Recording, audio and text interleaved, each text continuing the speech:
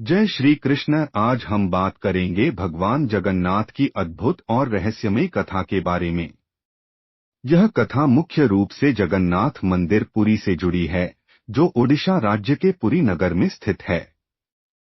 भगवान जगन्नाथ को भगवान श्री कृष्ण का ही एक दिव्य स्वरूप माना जाता है।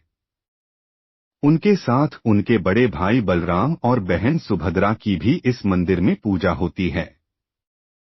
कथा के अनुसार प्राचीन काल में अवंती नगरी में राजा इंद्रद्युम्न का शासन था। वे भगवान विष्णु के परम भक्त थे और हमेशा भगवान के ऐसे दुर्लभ दिव्य स्वरूप के दर्शन करना चाहते थे, जो पृथ्वी पर बहुत कम लोगों को प्राप्त हो। एक दिन राजा के दरबार में आए एक साधु ने उन्हें बताया कि घने जंगलों के बीच भगवान श्री कृष्ण के एक दिव्य स्वरूप नीलमाधव की गुप्त रूप से पूजा की जाती है। उस स्थान के बारे में केवल कुछ आदिवासी लोग ही जानते थे। यह सुनकर राजा इंद्रद्युम्न के मन में नीलमाधव के दर्शन की तीव्र इच्छा जाग उठी।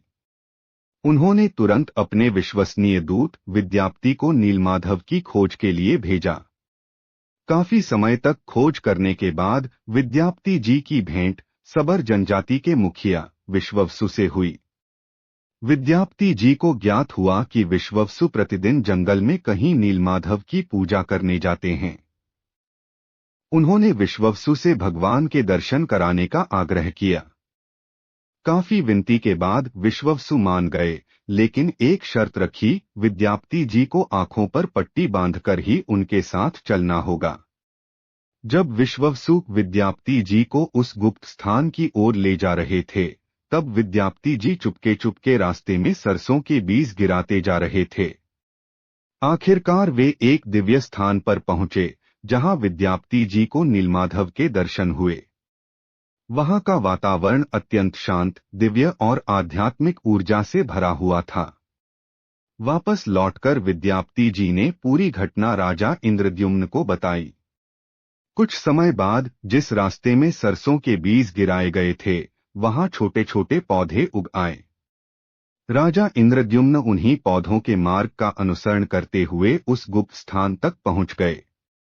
लेकिन जब राजा वहां पहुंचे, तब तक नीलमाधव अंतर्ध्यान हो चुके थे।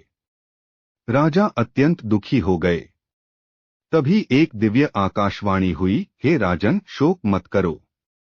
कुछ समय बाद समुद्र किनारे तुम्हें एक दिव्य लकड़ी का लट्ठा प्राप्त होगा। उसी से मेरी प्रतिमा बनवाना और मेरी स्थापना करना। कुछ दिनों बाद समुद्र किनारे एक विशाल दिव्य लकड़ी का लट्ठा बहकर आया। राजा ने उस दिव्य लकड़ी को बड़े सम्मान के साथ एक पवित्र परिसर में रखवाया। लेकिन उससे प्रतिमा बनाना अत्यंत कठिन था। कई कुशल शिल्पकारों ने प्रयास किया, पर सभी असफल रहे। तभी एक दिन दरबार में एक वृद्ध कारीगर आया। वह और कोई नहीं बल्कि स्वयं विश्वकर्मा थे। उन्होंने राजा से कहा, मैं इस दिव्य लकड़ी से प्रतिमा बनाऊंगा, लेकिन मेरी एक शर्त है, 21 दिनों तक कोई भी इस कक्ष का द्वार नहीं खोलेगा। राजा ने यह शर्त स्वीकार कर ली और मूर्ति निर्माण का कार्य आरंभ हो गया। शुरुआती कई दिनों तक कक्ष के भीतर से कार्य की आवाजें आती रहीं। लेकिन 14वें दिन अचानक अंदर से आवाज आनी बंद हो गई। यह देखकर रानी चिंतित हो गईं। उन्हें लगा कि कहीं उस वृद्ध कारीगर को कुछ हो न गया हो। रानी के आग्रह पर राजा ने समय से पहले ही कक्ष का द्वार खुलवा दिया। लेकिन जैसे ही राजा अंदर पहुंचे, वे स्तब्ध रह गए। वहां वह वृद्ध कारीगर नहीं था और मूर्तियां भी अभी अधूरी थीं। राजा अत्यंत दुखी और पश्चाताप से भर गए। तभी एक और दिव्य आकाशवाणी हुई, हे राजन, शोक मत करो। यही मेरा इच्छित स्वरूप है। मैं इसी रूप में जगत के कल्याण के लिए पूजित होऊंगा। मैंने स्वयं इसी विशिष्ट रूप में प्रकट होना स्वीकार किया है। यही कारण है कि आज भी भगवान जगन्नाथ, बलराम और सुभद्रा की मूर्तियां अन्य प्रतिमाओं से अलग और अधूरी प्रतीत होती हैं। लेकिन भक्तों के लिए यही स्वरूप भगवान की सबसे अनोखी और दिव्य पहचान है।